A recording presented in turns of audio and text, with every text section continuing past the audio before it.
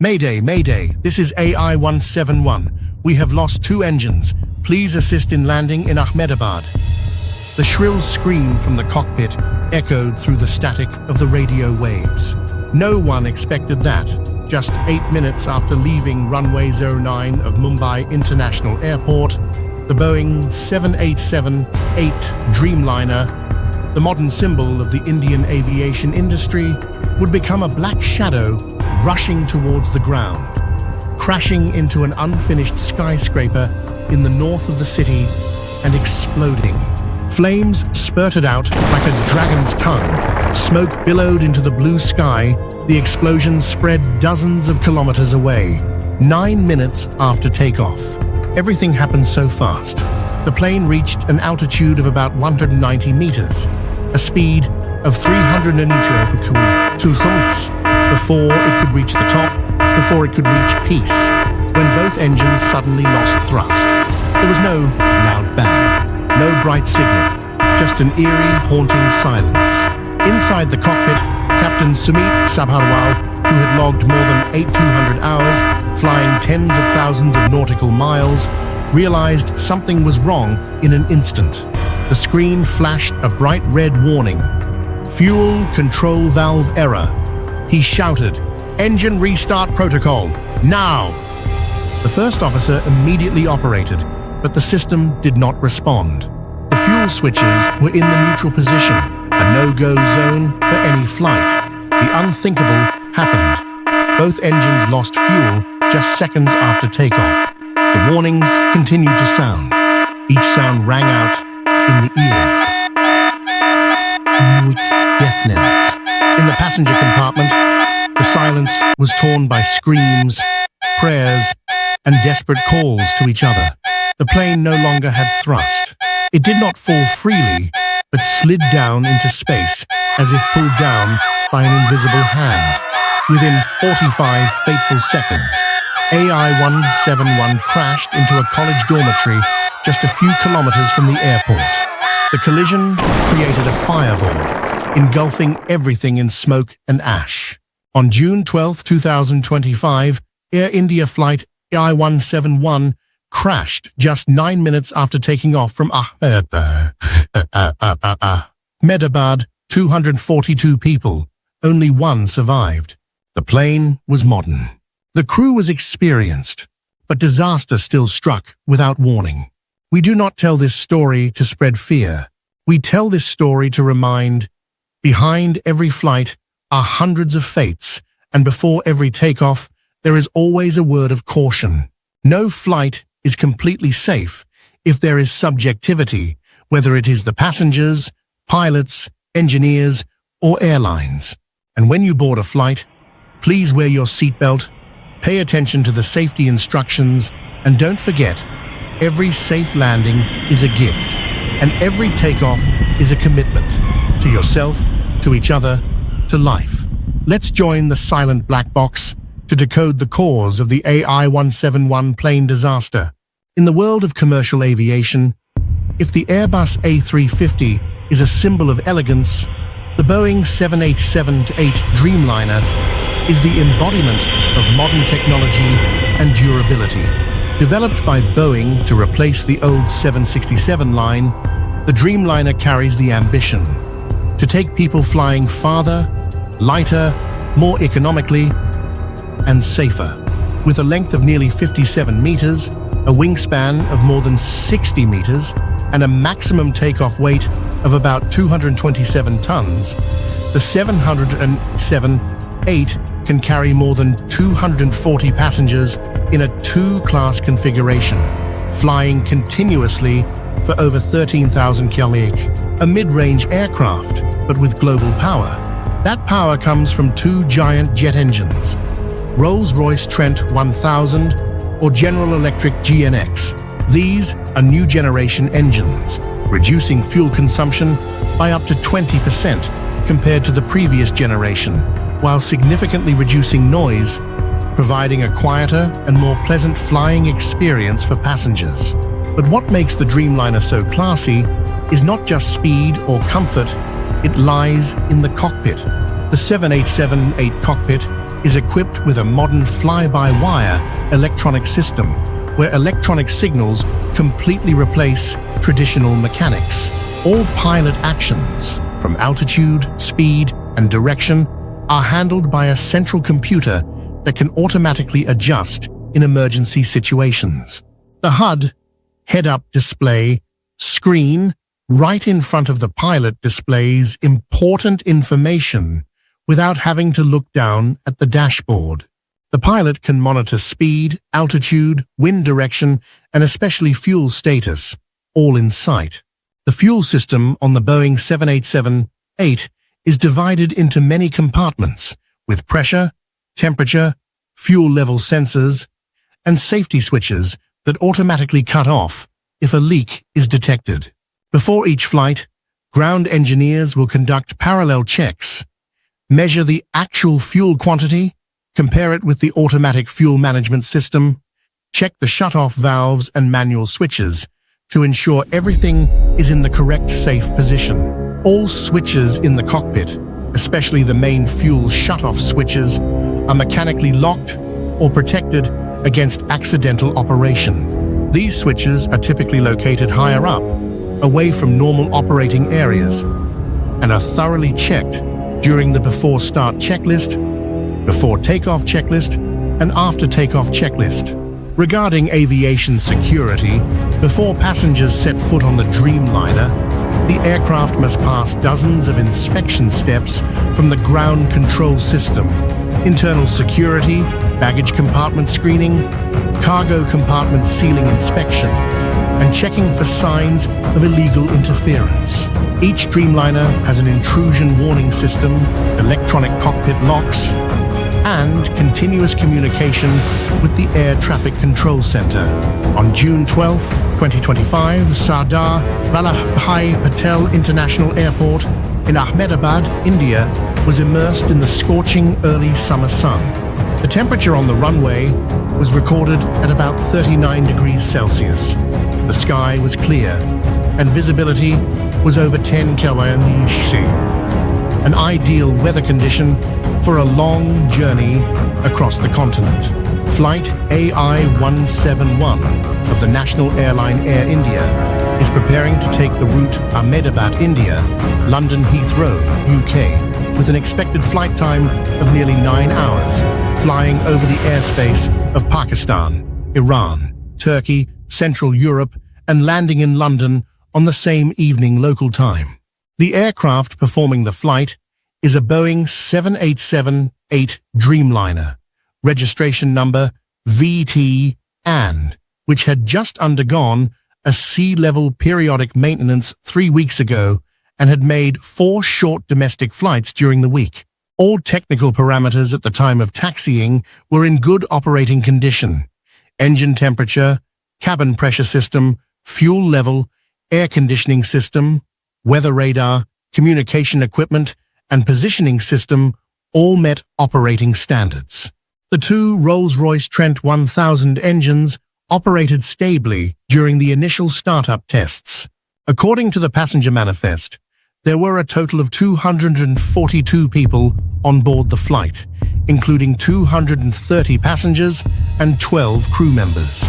Among the passengers, there were 172 Indians, 18 British Indians, 9 Pakistanis, 5 Bangladeshis, 4 Nepalis, and 22 passengers from other countries, including Canada, the US, the UAE, and several European countries. This was a combined economy and family reunion flight. Many of the people on board were workers, international students, elderly people visiting their children, or tourists. There were 18 people in the business class cabin, including a business family from Mumbai, a Canadian freelance journalist, and a newlywed couple on their honeymoon. The crew consisted of 2 pilots and 10 flight attendants. Captain Sumit Sabharwal is a veteran pilot of Air India with over 8,200 flight hours, having flown many wide-body aircraft such as A330, B777 before moving to Dreamliner. First Officer Rohan Sethi is a young pilot, but has accumulated over 1,100 flight hours, mostly with 787. The flight attendants have been trained in safety, rescue, evacuation, and incident handling. According to the Ground Maintenance Department report, the refueling process was completed at 12:30 p.m. with a total fuel volume of 92,400 liters of Jet A1, enough for the long journey with a reserve level according to ICAO regulations. The fuel shut-off valve, engine cut-off valve, and control switches were all checked by two independent engineers. At around 1:15 p.m., passengers began boarding the plane. The boarding gate closed at 13:38. The pre-pushback checks were carried out in order. There were no unusual warnings on the cockpit control panel. The flight began pushing back at 13:42, with clearance to depart from runway 23L. At this time, meteorological conditions recorded a light wind from the southeast of 120 degrees, a speed of 8 knots, and an atmospheric pressure of 1012 HPA, completely favorable for takeoff. At 13:47, Captain Sabharwal pushed the throttle. The Dreamliner lifted off the runway, carrying with it the hopes, smiles, and unfinished stories of 242 people. 9 minutes later, everything disappeared. Everything happened so quickly. The plane reached an altitude of about 190 meters, a speed of 322 kilometers before it could reach the top, before it could reach peace, when both engines suddenly lost thrust. No loud bangs, no flashing lights, just an eerie, haunting silence. Suddenly, the alarm sounded. Inside the cockpit, Captain Sumit Sabharwal, who had logged more than 8,200 hours, flying tens of thousands of nautical miles, realized something was wrong in an instant. The screen flashed a bright red warning, "Fuel control valve error." He shouted, "Engine restart protocol, now!" The flight lieutenant immediately operated, but the system did not respond. The fuel switches were in neutral, a no-go zone for any flight. The unthinkable had happened. Both engines cut off fuel just seconds after takeoff. The alarms continued to sound. Each one rang out like a death knell. In the passenger compartment, the silence was torn by screams, prayers, and desperate calls to each other. The plane had no thrust. It did not fall freely, but rather slid down into space, as if pulled down by an invisible hand. 13:56, 9 minutes after takeoff. Just when everything seemed normal, a red warning appeared on the dashboard. ENG fail L. The left engine lost thrust. Just 2.5 seconds later, ENG fail R. The right engine also shut down. Mayday, Mayday, this is AI171. We have lost both engines. Please assist in landing in Ahmedabad. Those were the last words from the cockpit. The radio signal suddenly cut off. At the Ahmedabad Air Traffic Control Center, Controller Ravi Mehra was stunned. He had just cleared AI171 to move to Flight Deck 230 when he received a distress signal. In less than 20 seconds, he tried to contact again. AI171, confirm emergency landing request. AI171, read clearly. AI171, silence. Only static mixed in with the radio waves. A chill ran down the controller's spine. He had never encountered a situation where a commercial aircraft had completely lost thrust just minutes after takeoff. On the radar screen, the signal point of AI171 was descending at an abnormal rate from FL115 to FL080 in just 20 seconds. There was no time to choose an alternative airport. There was no altitude to turn. The Dreamliner was falling like a leaf, with its life force cut in half. In the cockpit, Captain Sabharwal shouted, "Try the APU again. Reopen the emergency fuel valve." The first officer screamed, "No response, all fuel blocked." A final decision. They turned toward an open area south of the city, trying to avoid the densely populated area. But the plane was too low, and after 28 seconds of hopeless struggle, It crashed into the Ahmedabad College of Engineering campus, just 6.3 nautical miles from the airport. The radar screen faded. The signal was lost. The air traffic control tower held its breath. Controller Mehra pulled out his headset and bowed his head in silence. He knew some flights never come back. Within 45 fateful seconds, AI171 crashed into a college campus just a few kilometers from the airport. The collision created a fireball, engulfing everything in smoke and ash. Fire sirens wailed. Firemen in face masks raced through the smoke. The acrid smell of fuel, burning plastic, and human flesh filled the air. A neighborhood that had been vibrant that morning was now a pile of rubble. A survivor, a young woman named Mira, was pulled from the concrete. Her face was smeared with blood and ash, her eyes still wide open. Not in panic, but in disbelief that she was still breathing. She was the only survivor. An investigation was launched. Pieces of the plane, the black boxes, the control panels, and the fuel valves were collected and sent to the lab. Preliminary reports pointed to a surprising and unusual cause. The fuel valves in both engines had been cut off simultaneously because the switches were in the wrong position. They were supposed to be locked. The strange thing is, these switches are designed to never be in that state unless manually operated. But there was no sign that the crew had touched them. There was no pilot error. There was no technical problem. The aerodynamic warning system also detected the landing gear down, and the flaps were not in the correct configuration. It was all a joke of fate. Air India and the Tata Group were forced to issue a worldwide apology. The apology could not soothe the tears flowing in more than 200 families. Children lost their mothers. Husbands lost their wives. Grandparents lost their grandchildren. Memories forever stopped at the 9th minute. Mira, the sole survivor, later wrote in her diary, "When the light went on, I could think of nothing but one thing.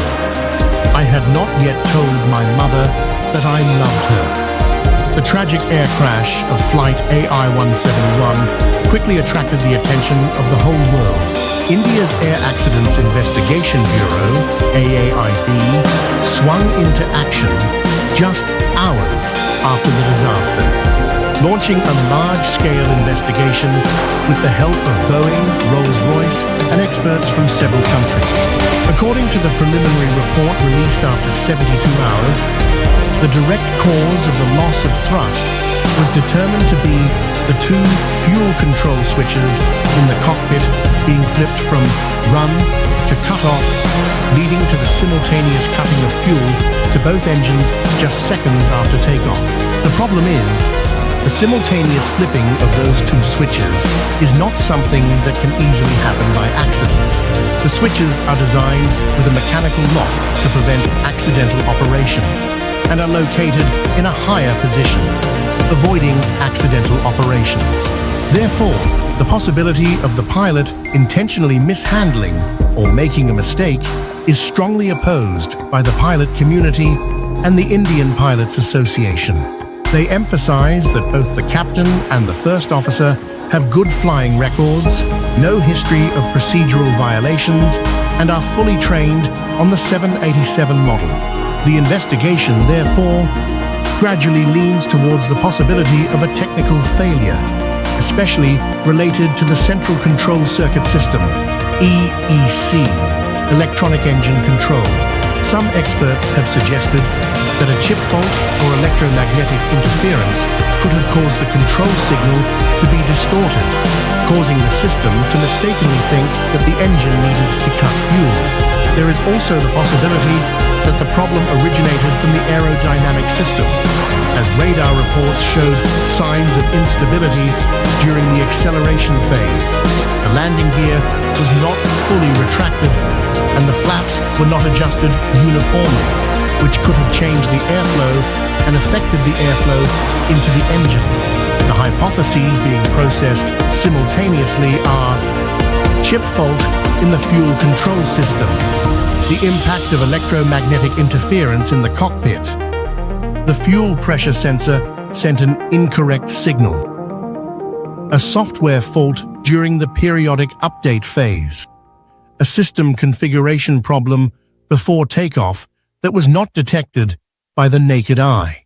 In the meantime, the investigation team also collected technical logs, maintenance history, and security cameras in the technical area to check for any abnormalities before the flight. The possibility of outside interference cannot be ruled out. In the end, everyone agreed on one thing. The incident was extremely rare. A Boeing 787-8 Dreamliner, considered one of the safest aircraft in the world, crashed because two switches were flipped wrong. And that forced the aviation world to listen to the silent black box again, to understand, not to blame, but to never repeat.